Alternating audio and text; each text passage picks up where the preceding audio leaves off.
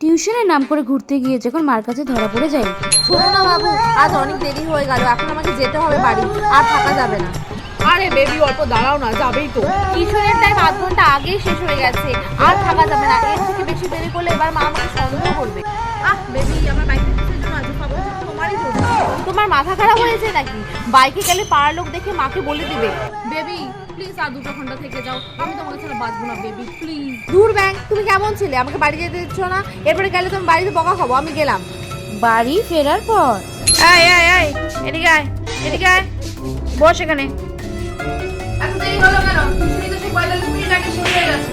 না না মা, আসলে কি বলো তো, স্যার আজকে একটু এক্সট্রা নোট দিয়েছে তো, তাই আজ একটু লেট হয়ে গেল। দেখি তো ব্যাগটা দে, তো স্যার আজকে কি নোট দিল দেখি, দে। এই বাদুরটার জন্য আজকে মনে হয় মার কাছে ধরা পড়েই যাবো। আরে মা দাঁড়াও না, আমি ফ্রেশ হয়ে আসি, তারপর তোমাকে দেখাচ্ছি ব্যাগটা। দেখি দে ব্যাগটা। ফ্রেশ হতে আবার ব্যাগ লাগে নাকি? যা ফ্রেশ হতে।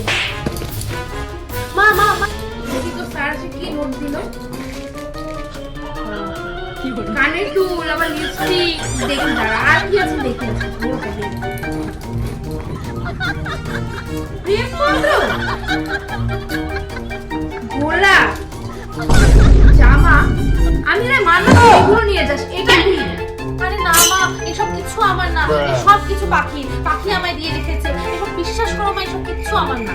পাখি? বোকা পেয়েছিস আমাকে? যা বোঝাবে আমি তাই বুঝবো? হ্যাঁ, আজ তোর হবে। তুই পড়ার নাম করে প্রেম করতে যাস? দাঁড়া। মা প্লিজ ক্ষমা করে দাও, আর করবো না মা, কোনোদিনও ভুল হয়ে গেছে মা, আমার প্লিজ ক্ষমা করে দাও। আর করবি না? আজ তোর এমন অবস্থাকে উঠিয়ে করতেই পারবি না।